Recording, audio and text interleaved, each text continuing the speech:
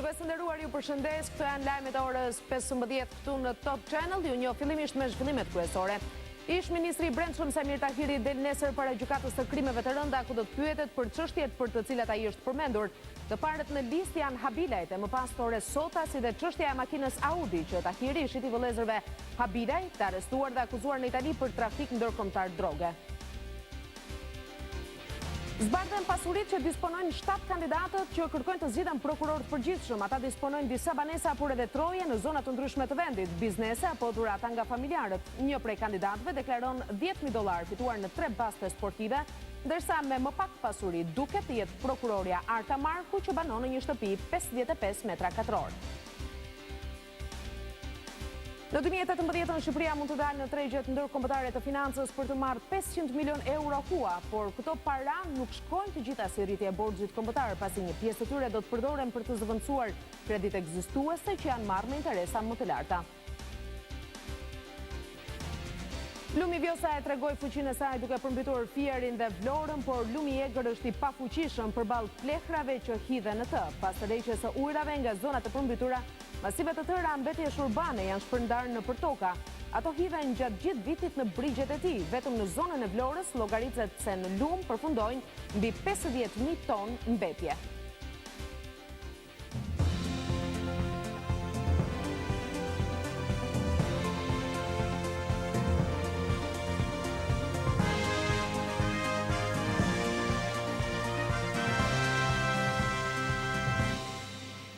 Ministri i Brendshëm Samir Tahiri del nesër para gjykatës së krimeve të rënda, ku do të pyetet për çështjet për të cilat ai është përmendur.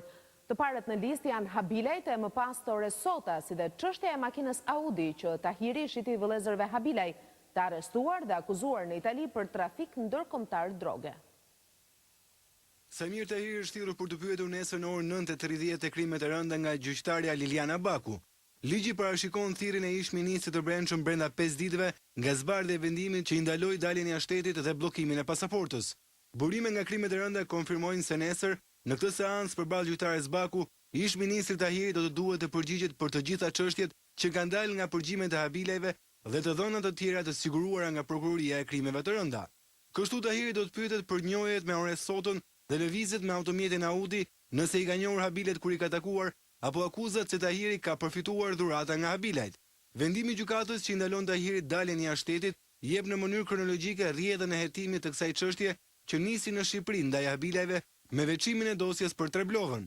Në dosjen e Treblovës përmendet për herë të parë lidhja e policisë me narkotrafikun. Ndërkohë, gjithmonë sipas vendimit të gjykatës së krimeve të rënda që i ndalon Samir Tahirit daljen jashtë vendit, në Itali u ra në gjurmët e Habilajve që prej vitit 2012 pas operacionit të antidrogës Odisea. Prokuroria përmend në kërkesën e saj përgjimet e bëra publike tashmë, ku të akuzuarit lakojnë emrin e ish ministrit për t'i blerë një byzylyk me diamante. Prokuroria thotë se Samir Tahiri i njeh Habilajt dhe si argument sjell daljet e jashtështetit të tij me automjetin Audi, që ndërkohë i kishte shitur Mojsi Habilajt. Emri i Samir Tahirit për herë të parë doli nga dosja e Habilajve e prokurorisë së Katanias. Për të vërtetuar që përdorimi i emrit të tij ishte rastësor dhe i papërfshirë në hetime, ish ministri i Brendshëm publikoi këtë dëshmi që sipas tij vërteton se ai nuk është person në hetim nga Italia. Top Channel publikoi të mërkurën intervistë me 2 avokatë italian, njëri prej të cilëve kryetari i dhomës penale të Katanias, dhe tregoi modelin që jepet nga prokuroria e Katanias në një rast të tillë, që është i ndryshëm në përmbajtje dhe formë nga ai i treguar nga zoti Tahiri. Por siç pohoi në këtë intervistë kryetari i dhomës penale të Katanias, edhe po të ishte një dokument origjinal, ai nuk vërteton në mënyrë të prerë nëse ndaj Samir Tahirit ka apo jo ndjekje penale nga prokuroria e Katanias. Top Channel. Zbardhen pasuritë që disponojnë 7 kandidatët që kërkojnë të zgjidhen prokuror të përgjithshëm. Ata disponojnë disa banesa, por edhe troje në zonat ndryshme të vendit, biznese apo dhurata nga familjarët. Një prej kandidatëve deklaron $10.000 fituar në 3 baste sportive, ndërsa me më pak pasuri duket të jetë prokuroria Arta Marku që banon në një shtëpi 55 metra katror. Disa prej kandidatëve për postin e prokurorit të përgjithshëm zotërojnë pasuri të patundshme dhe llogari bankare, deri edhe në shuma të konsiderueshme. Ndonjë tjetër ka deklaruar pasuri më modeste. Arqileja Koça është pronari i 5 apartamenteve që ka shitur ose janë dhënë me qera, pasi në një tokë të tij është ndërtuar një pallat, ndërkohë që ka blerë edhe një sipërfaqe toke të konsiderueshme në Voskopoj. Ferdinand Elezi zotëron 3 apartamente, një në Tiranë dhe 2 në Durrës, ndërsa në vite ka shitur dhe bler disa automjete, si dhe ka marrë shlyer disa kredi së bashku me bashkëshorten. Besnik Muçi zotëron një apartament të cilin e ka zgjeruar, por në vite ai ka bler sipërfaqe tokë truall në Tiranë dhe Pogadec. Edhe prokurori i krimeve të rënda ka detyrime financiare për të shlyer.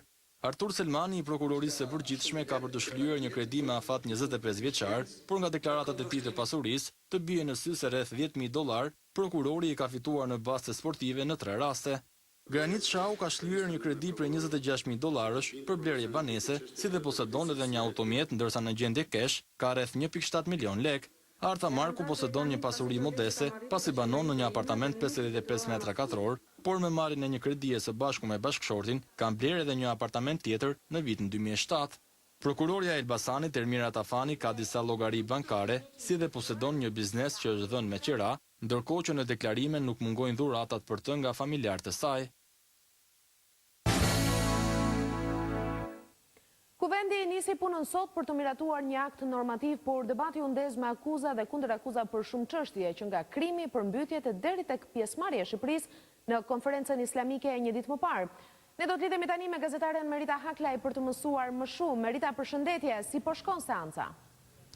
Pak më qetë tani Denisa, por parlamenti mbledhur për miratimin ndër të tjera të një akti normativ në buxhetin e shtetit për shpërblimet e fundvitit u përfshi nga debate të forta që nga kriminaliteti deri tek përmbytjet, por pati edhe shkëmbime batutash mes kryeministrit Rama dhe ish kryeministrit Berisha. Ju ftoj të ndjekim. Ti unë të ata që e disa bëjnë 7/7. Lorenz, jo ti me jo. Ku se ke problem ti? Unë e ka... Ore, dalit për qatë dojë. Lorenz, hajde këtu tani dhe je përgjigje këtu. S'ka problem. Në qovë se mbështet projektin Qorr Saliut, je në lartësin që të kërkon detyra e përfaqësimit në këtë grup që vetëm me sytë e veta, vetëm me mendjen e vet nuk mendon. Se Jaku i ka sytë, Jaku e ka mendjen, edhe Jaku e ka telekomandën, atë iPadin, që ju telekomandon të gjithë dhe ju. Profesor, thej që unë nuk e kam në natyrë të bëj batuta. Nuk është çështje natyre, është çështje aftësie. Nuk e ke këtë aftësi. Dhe dije këtu, o ignorant që ke vetëm ignorancën, se nuk u hapet digat, se digat është pëtur shkodër nga apokalipsi. A e mërë dhe shti ka qua Dolagacion, për të nxjerrë në Katania dokumente falsifikuar. A nuk e ndiran shumë këtu në parlament apo jo? Folmor për këto. Po Balinit kanë grush ty. Folë për Balinin po të deshe. Po atë videon e orgjive ja ka dorëzuar të gjithë, videon e orgjive tua në Santa Quaranta. Kur s'kam bërë dhe kur s'bëj politik me emra kriminelësh, e me emra krushish, e me emra këtë e ke ti si llazorja më e madhe e këtij vendi historikisht, ty ta kemi lënë, ke bërë edhe kazanin digital atje, vazhdo. Tani, ato, ato historit. Ore, që është këmë? Qa është këmë? Nga vjen këmë? Nga qpyll e keni sjell këmë? Nga qpyll ka dalë këmë? Kush është këmë? Që është mërë këmë? Nga cili pyll e ke gjetur Sali dhe e ke sjell Tiranë këtë? Në qpyll e gjete këtë, Sali? Tani, del këtu shpesh shanë me fjalë që si përdor kur. Fyrën me fjalë që si përdor kur. Po u do të them miqtemi, asë njerë mos i reagoni. Pse? Në shtëpi, ne kishim 200. Njeri ishte i madh, tjetri ishte një klysh. Lifte gjithë ditën me mërziste shumë, dilja i mos ne i thoja unë. Kuç mos ne? Dilte gjyshja në balkon, çfarë ke Sali? Me çmerrni ky klyshi, i thosha gjyshe. Po çmerr në veten ti, thoshte, nuk i thuhet klyshit që le mos le, sa i le më shumë. Sot na ke ndihmuar të kuptojmë pse i thua skape atyre që i hedh në betejën qorre të luftës politike. Merita, kuvendi vendosi përjashtimin e deputetit Flamur Noka, cila ishte arsyeja? Po ishte në kulmin e saj replika dhe debatet mes zotit Rama dhe zotit Berisha, kur zoti Noka mori si ofendim një fjalë të thënë nga kryeministri Rama dhe doli tek foltorja e parlamentit. Ky ishte momenti kur zoti Ruçi, kryetari i parlamentit, ndërpreu seancën duke theksuar se do të përjashtonte zotin Noka nëse nuk lironte foltoren. Pasi media doli jashtë, debati ka vazhduar dhe me të kthyer brenda ne kuptuam tashmë që zoti Noka kësaj here kishte vendosur që të dilte nga parlamenti dhe ndërkohë seanca vijoi punimet normalisht. Pak më vonë pati edhe një debat mes deputetëve Erion Braçe dhe deputetit Edmond Spaho. Por në fakt seanca nisi pikërisht me një interpelancë të deputetit Erion Braçe, i cili ndër të tjera denoncoi se në maj dhe korrikt të 2016 dy kontrata janë lidhur nga Ministria e Bujqësisë, e cila në atë kohë drejtohej nga Lëvizja Socialiste për Integrim, me familjar të Klement Balilit. Ishte pikërisht një periudhë kur zoti Balili ishte shpallur në kërkim për trafik ndërkombëtar droge. Ka pasur një përgjigje edhe nga ana e kryetarit të grupit parlamentar të Partisë Demokratike Edmond Spaho, i cili theksoi se së pari Balili duhet arrestuar për kriminalitetin e tij, pra për akuzën e tij për trafik ndërkombëtar droge. Le të ndjekim çfarë kanë thënë debatuesit. Kjo është një kontratë e nënshkruar në datën 25/2016 midis Ministrisë Bujqësisë dhe kompanisë Balili & Co, SHPK. Kjo kontratë është lidhur kur partnerët tanë në vendin Qinj, po edhe agjencitë listë batuse në Tiranë, shpallën në kërkim Klement Balili. Kjo është një tradhti shumë e madhe, e rëndë, që i bëhet policisë shtetit dhe organeve listë batuse në këtë vend. Kjo është një kontratë dhënë pikërisht për këta njerëz. Dhënë nga partia e tyre për këta njerëz. Dhe në kohën kur këta njerëz ishin shpallur në kërkim nga drejtësia. Kjo është një qok banale partjake. Partjake. Është përndar tokë thjesht dhe vetëm me qëllime partjake dhe elektorale. Sot dëgjuam gjën më qesharake që Klement Balilajn po na e mbroka opozita. Se opozita është fajtoria që nga baroni i drogës së rajonit. Tani na vinë dhe na thonë që duam të arrestojmë për një kontratë tokash bujqësore. Jo, Klement Balilin të arrestoni se është baroni i drogës së rajonit. E ka nxjerrë dhe CNN-i, e ka nxjerrë partnerët ta ndërkombëtar, grekët, italianët, amerikanët. Për këtë të arrestoni dhe mos ta mbani fshehur. Dhe të arrestoni Sajmir Dahirin, që e morët në mbrojtje, që është bashkëpunëtori i Klement Balilajve dhe gjithë atyre baronëve të tjerë drogës të Vlorës. Në kuvend u debatua edhe për qëndrimin e Shqipërisë në Organizatën e Bashkimit Islamik, e cila diskutonte këto ditë lidhur me që Jeruzalemi të njihet si kryeqyteti i palestinezëve. Ish ministri i jashtëm Tritan Shehu dhe Ditmir Bushati, ministri i jashtëm, replikuan mes tyre. Këto ditë që një aktivitet të rëndësishëm dhe një pozicion shumë të rëndësishëm Shqipërisë që është ndërmarrë në konferencën islamike nuk është konsultuar Komisioni i Jashtëm, nuk është konsultuar opozita shqiptare dhe për gjykimin tim janë bërë hapa të gabuara mjaft negative për vendin tonë dhe për marrëdhëniet tona me Shtetet Bashkuara të Amerikës. Ambasadori jon atje në mbledhjen e ministrit të jashtëm bën një fjalim ku kthehet përsëri te 67-a, kërkon përsëri kufit e 67-s, shpërim tjetër, vendos kushte të cilat nuk i ka vendosur as Bashkimi Evropian. Dhe merr pjesë dhe miraton një rezolut thellësisht anti-amerikane, ku i kërkohet Shtetet Bashkuara të Amerikës që mos jenë më interlokutor për zgjidhjen e çështjes së lindjes së mesme, një rezolutë e cila është shumë larg çdo rekomendim vetë politikës Bashkimit Evropian, duke kaluar në ekstrem në qëndrimin anti-amerikan. Niveli ynë i përfaqësimit tradicionalisht ka qenë jo në nivelin politik. Me qenë si referoni ambasadorit ton, me konventin e Vjenës, presidenti, kryeministri, ministri i jashtëm, ambasadori kanë plot fuqishmëri. Kjo është edhe arsyeja pse quhet i plot fuqishëm. Nuk do të vijë asnjëherë në komision ambasadori për të marrë mendim për këtë çështje. Nuk ka një qëndrim të ri nga ana e Shqipërisë. Kemi bërë këtë diskutim edhe për Palestinën, OKB-s di me sa për jush. Është i njëjti qëndrim që Shqipëria ka mbajtur në OKB me 4 rezolutat Këshillit Sigurimit, rezolutat detyruese që bëjnë referencë tek 67-a, me linëzimin ton politikën e jashtme 100% me atë të Bashkimit Evropian. Faleminderit, ishte Merita Haklaj nga Kuvendi. Ndërsa në sallën e Kuvendit po diskutohej akti normativ për shpërblimet, Instituti i Sigurimeve Shoqërore njoftoi se pensionistët mund të marrin që nesër shpërblimin prej 3.000 lekësh.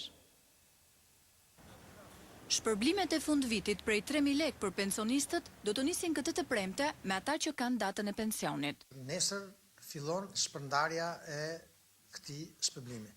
Gjithsej numri përfituesve është rreth 640.000 veta, të cilët do të marrin një fond rreth 1.96 miliard lekë. Sipas drejtorit të postës shqiptare Laer Duraj, këtë vit janë marrë masa që të mos krijohen radhë nëpër sportele, pasi ka një grafik për shpërndarjen e tyre.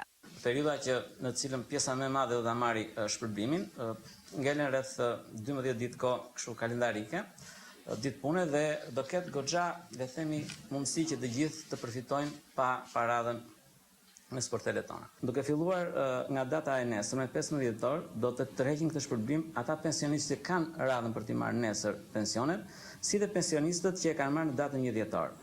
Kështu pasaj duke vazhduar ditë pas dite, do të vazhdoj ky grafik. Por ata pensionistë, të cilët për arsye të ndryshme nuk arrin të marrin shpërblimin brenda vitit 2017, do të mund ta marrin atë edhe në muajt në vazhdim të vitit të ri.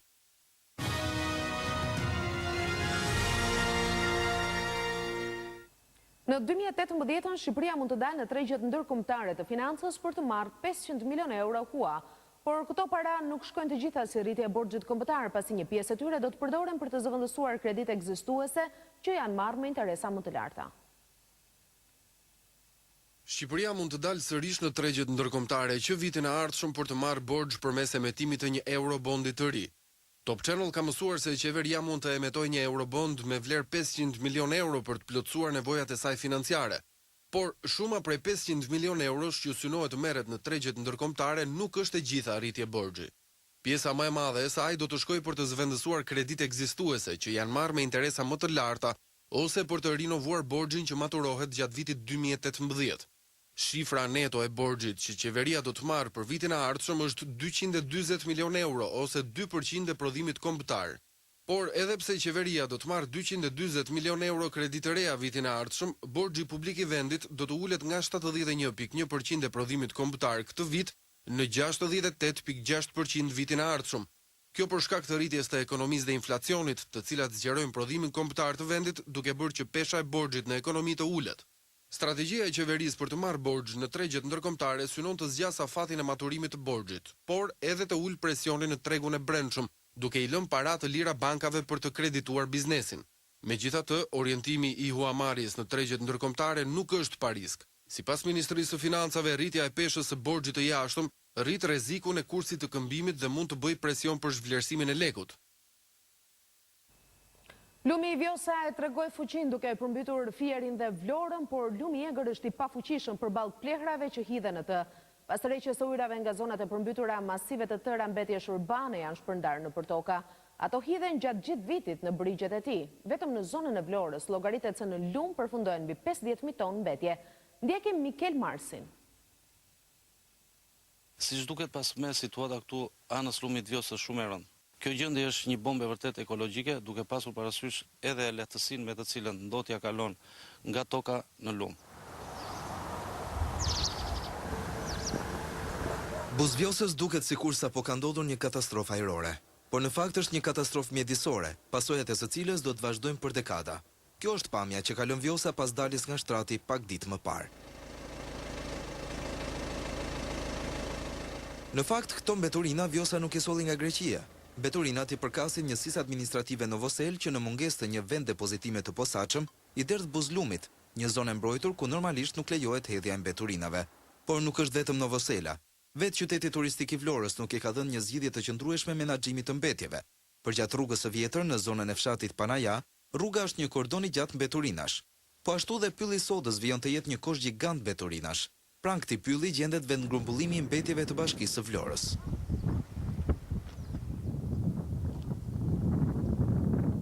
90 tonë mbetje depozitohen çdo ditë këtu. Sasia totale në një vit është 50.000 ton, por pas një trajtim dhe pas një plan, nuk dihet deri kur mund të shfrytëzohet kjo fushë, ku çdo vit derdhen 50.000 ton mbetjet të qytetit. Përdorimi i qymyrit për prodhimin e energjisë nga vendet ballkanike po shkakton 60.000 vdekje të parakohshme në Europë. Koalicioni për klimën jep alarmin se 16 termocentralet e Ballkanit që përdorin qymyr janë më ndotëse se 296 impjantet në Bashkimin Evropian. Qymyri përdoret gjërësisht në Serbi, Maltëzi, Maqedoni, por edhe Kosovë. Më shumë se 60.000 vdekje të parakohshme në Europë mund të parandalohen gjatë dekadës së ardhshme nëse merren masa urgjente ndaj ndotjes së ajrit nga centralet më të pista të qymyrgurit.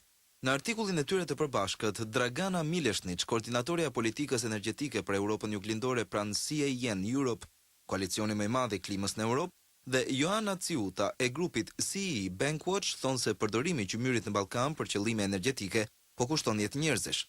E shpërndar në të gjithë rajonin, një flotë prej 16 impjantesh të periudhës komuniste shpërgjegjëse, shkruajnë ato duke cituar Aleancën e Shëndetësisë dhe Mjedisit për pothuajse të njëjtën sasi emetimesh ndotëse sa të 296 centraleve të Bashkimit Evropian të marrës së bashku.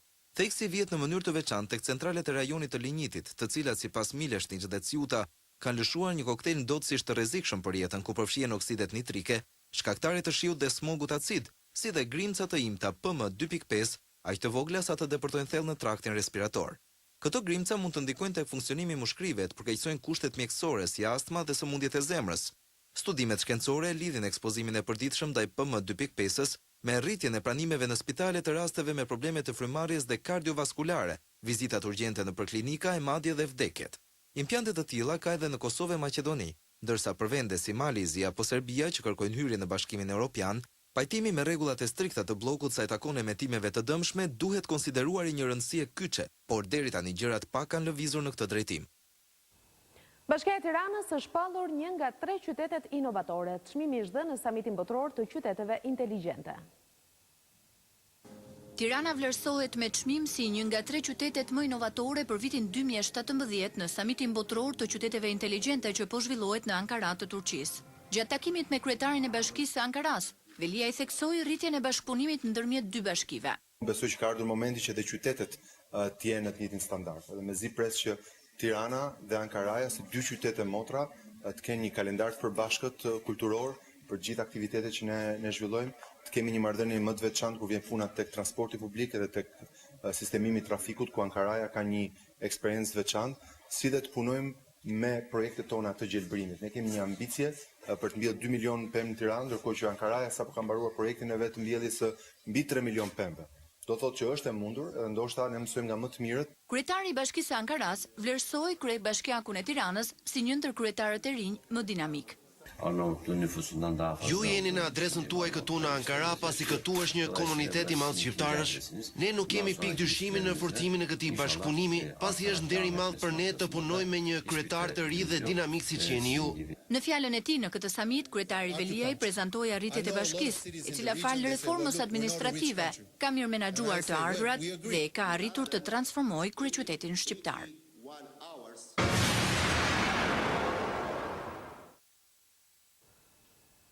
Prokuroria e Gjykatës së Hagës për krimet e luftës në ish Jugosllavi kërkon rikthimin në burg të Vojislav Šešelj. Lideri ultranacionalist serb që akuzohet për krime kundër popullatave jo serbe u lirua 3 vjet më parë për të kuruar pasi vuante nga një tumor, ndërkohë që çështja e tij po shqyrtohet në apel. Prokurori Matias Markusen i kërkoi Gjykatës së Hagës përmbysjen e vendimit për ta lënë të lirë Vojislav Šešelin dhe kërkon dënimin e tij me 28 vjet burg, ose të paktën një rigjykim të çështjes. Ultranacionalisti serb akuzohet për krime kundër popullatës jo serbe në Kroaci, asaj në rajonin serb të Vojvodinës e në Bosnjë-Hercegovinë, gjatë luftrave të viteve 90. Me Šešelin drejtësia nuk është vënë në vend, deklaroi Markusen. Nëse vendimi i dhënë qëndron, atëherë ai nuk do të jetë vetëm një fyerje për viktimat, por do të minojë dhe besueshmërinë e kësaj gjykate. Lideri i Partisë Radikale Serbe u lirua në 2014 për trajtim mjekësor kundër kancerit, por pas kësaj refuzoi të largohej nga Beogradi dhe këmbgul që kërkesa e apelit të hidhet poshtë e shfaqësimi i tij të bëhet fakt. Prokurori që e ka vënë në shënjestër argumenton se juria e procesit të parë gjyqësor nuk i ka rishikuar atëherë provat mbi krimet e kryera në Bosnjë-Hercegovinë dhe Kroaci, e për shkak të një gabimi të tillë, U arrit sipas tij në përfundimin e gabuar se Shesheli nuk ka qenë pjesë e sipërmarrjes së përbashkët kriminale, synimi i të cilës ishte dëbimi i jo serbëve nga të dyja këto vende. Gjykata pa pohuar aso kohë se krijimi i një Serbie të madhe ishte objektivi politik i liderit ultranacionalist, por kjo sipas saj nuk nënkuptonte edhe kryerjen e krimeve, çka bëri që marsin e vitit të kaluar 63 vjeçari të lirohej nga akuzat. Kryeministria Theresa May ka mbledhur në Londër konservatorët europian për të diskutuar çështjet e Brexit. Në takim është edhe kryetari i Partisë Demokratike Lulzim Basha. Kryeministra britanike Theresa May ka mbledhur në Londër konservatorët e Ballkanit për të diskutuar me ta procesin e Berlinit, nisma e iniciuar nga kancelarja Angela Merkel për zgjerimin me vendet e Ballkanit të një bloku nga i cili Britania e Madhe zgjodhi të shkëputej. Në konferencën e organizuar për këtë qëllim, ku merr pjesë dhe kreu i Partisë Demokratike Lulzim Basha, do të shpaloset një vizion i përbashkët për të ardhmen e rajonit. Takimi përbën praktikisht një hap të parë mbi bazën e atij që do të jetë një event tejet i rëndësishëm për Ballkanin, samitin vjetor të procesit të Berlinit, stafetën e drejtimit të cilit këtë vit e merr Mbretëria e Bashkuar.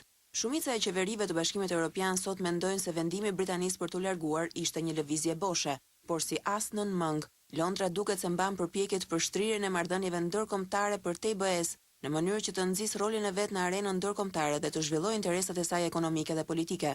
Zyrtarët britanike thonë shpesh se vendi i tyre po largohet nga bloku, por jo nga Europa. Në këtë kuadër dhe në përpjekje për të promovuar rolin e një vendi të pavarur evropian, Britania e Madhe do të presë procesin e Berlinit në vitin 2018, duke u fokusuar me shumë gjas më tepër tek lidhjet ekonomike dhe çështjet e sigurisë, sesa tek perspektiva e antarësimit të vendeve të rajonit. Në fakt, Brexiti e ka minuar ndjeshëm legitimitetin e Westminsterit, dikur avokat të zgjerimit, në promovimin e integrimit të mëtejshëm evropian. Greqia është paralizuar nga një greve e përgjithshme dhe pse vendi po përjeton një situatë përmirësimi ekonomik, sërish pakënaqësia publike mbetet e madhe dhe sot protestohet kundër rritjes së taksave edhe kushtet e punësimit.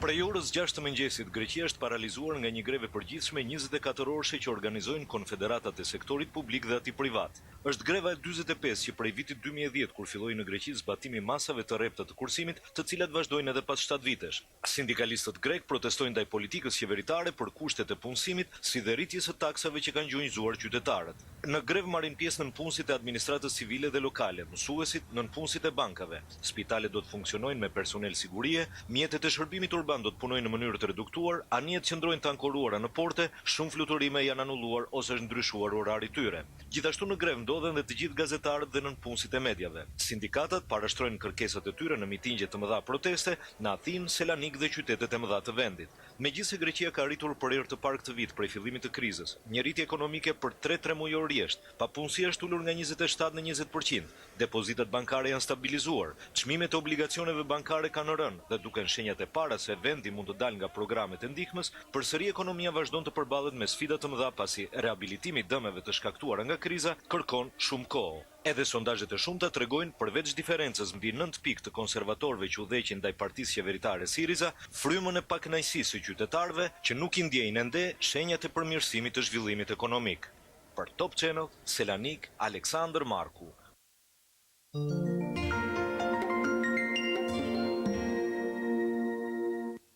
Selia e shoqërisë Bashkimi në Shkodër, falë së cilës kemi edhe alfabetin, është vendosur në listën e objekteve të mbrojtura. Bëhet fjalë për shtëpinë e Abatit në Shkodër, statusi i pronësisë së cilës është ende i paqartë. Në Shkodër i thon shtëpia e Abatit, ose Selia e shoqërisë Bashkimi, falë së cilës kemi alfabetin e shqipes. Ministra e Kulturës vizitoi shtëpinë e Abat Doçit, një objekt me rëndësi historike dhe kulturore, për të cilin tha se është shpallur objekti mbrojtur nga kjo ministri. Ku mbaroi njoftoi se ky objekt ka vlera të veçanta historike për shkak të ngjarjeve të rëndësishme për kulturën e kombit ton, për alfabetin e shqipes, por edhe sepse shfaq një tjetër interes arkitekturor për shkak të elementeve të veçantë të godinës. Ne kemi futur në mbrojtje para disa ditësh këtë objekt dhe jemi në shqyrtim të kategorisë së statusit që do t'u japim. Statusi i pronësisë së kësaj godine është i paqartë. Por pavarësisht kësaj, Ministria ka hyrë në bisedime me ata që nuk dihet ende nëse janë apo jo pronarët e këtij objekti, por që janë mbajtës të çelësave të saj. Ligji na jep të drejtën, por na ngarkon dhe me detyrën që çfarë do lloj objekti që ka një vlerë historike, që ka një vlerë kulturore dhe një vlerë të trashëgimisë materiale, duhet që t'i përgjigjemi dhe këtë interesi publik. Përtej faktit që dikush pretendon pronësinë e një objekti, është po ashtu edhe e drejta e Shkodrës që të ketë një tjetër qasje ndaj këtyre objekteve. Ministri ashtoi se çdo bashkëpunim është i rëndësishëm për ta restauruar këtë banesë. Ne kemi ardhur këtu në fund, faleminderit për vëmendjen, bashkë më pafshim.